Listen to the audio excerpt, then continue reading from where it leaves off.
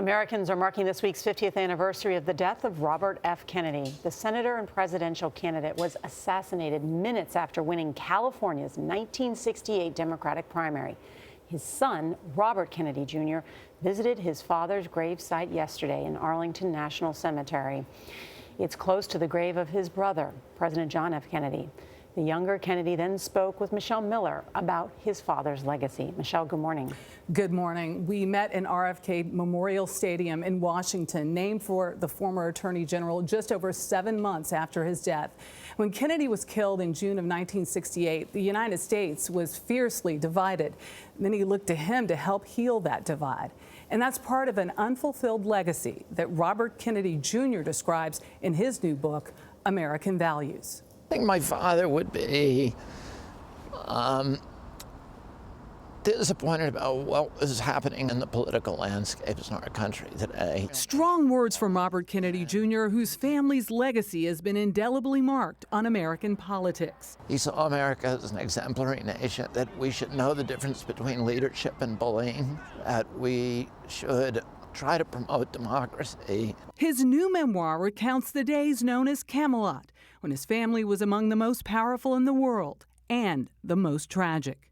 My family had a lot of tragedies, but many American families do. My mother always said this after my dad died, that everybody takes their licks, and that there's kids in Watts and in Harlem and in Bed-Stuy who've lost their parents. They don't have the support system that we had in our family.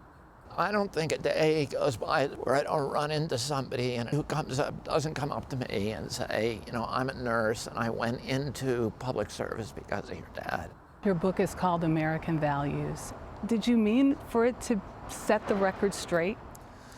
Well, really, you know, one of the reasons that I wrote that book was for I think the 105 Kennedy children who... There are 105? I think at the Cape in the summer, that, you know, the last time we counted that there were something like 105. And the majority of them now never experienced Camelot. But at the same time, it's a history of the Kennedys, and particularly the 40-year tension between my family and the CIA. The Kennedy feud with the CIA was multi-generational. The family patriarch Joseph Kennedy sat on a commission that called for an end to the CIA's parliamentary operations, and his sons John and Robert Kennedy both railed against the CIA's role in Vietnam. And actually, my father, a week before he was killed, that the first thing he was going to do was to remove the clandestine services from the CIA and make the CIA what it was supposed to be, which was an intelligence gathering organization. It's almost if you have set up and detailed an enemies list for those who may have had it in for your family. There was a lot of enemies that my father made, and they weren't all CIA. Is that where the seeds of doubt were planted, that perhaps your father wasn't killed by the person we say he was killed by? I never suspected at any level that anybody other than Sirhan had killed my father until maybe 3 years ago. What changed? Well, Paul Schrade. Paul Schrade was a close friend of Robert Kennedy and was with the candidate the night he was shot. It was Schrade who took Sirhan's first bullet, and it is Schrade who has insisted for decades that Sirhan could not have acted alone. He's now raised serious questions in Robert Kennedy Jr.'s mind as well. Anybody who reads the autopsy report it's hard to believe that Sirhan shot my dad, that his bullets hit my dad, because Sirhan was always in front of my father. And yet all the 4 shots that hit my father came from behind him. That leads you to conclude what? Well, I don't have any conclusion. You know, I mean, my opinion is really irrelevant. What's important is what the facts say, what the autopsy says, what the ballistic evidence, and what the eyewitnesses said. So you want it reopened? I've asked for a reinvestigation of the murder.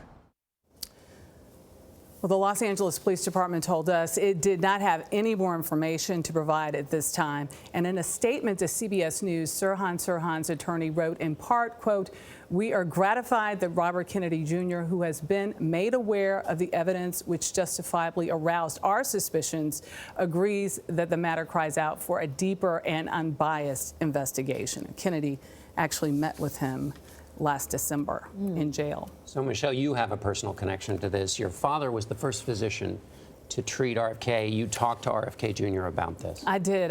It was such a full circle moment for me because my dad was a delegate. He was a city councilman in Compton, California. It was why he was campaigning with Robert Kennedy. And first and foremost, though, my dad was a trauma surgeon. So to tell him how deeply sorry he was that he could not save his father was a real full circle moment. And he thanked me. He thanked me for my dad's service. And I thanked him for allowing my father to be of service to him.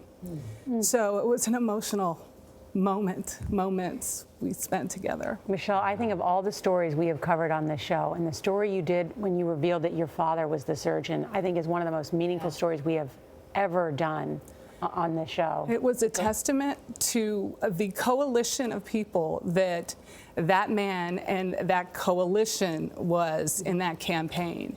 There were all kinds of people there, Black doctors, Asian nurses, there were teachers who were Hispanic, and there was so many people, farm workers there from all over the state. It was, my husband coins a phrase, the gumbo coalition. Yeah. And I would have to say, he truly had encapsulated That was the first that. time you got to talk to him about that. It was. Wow. You are a part, inextricable part of the American Chronicle, Michelle Miller.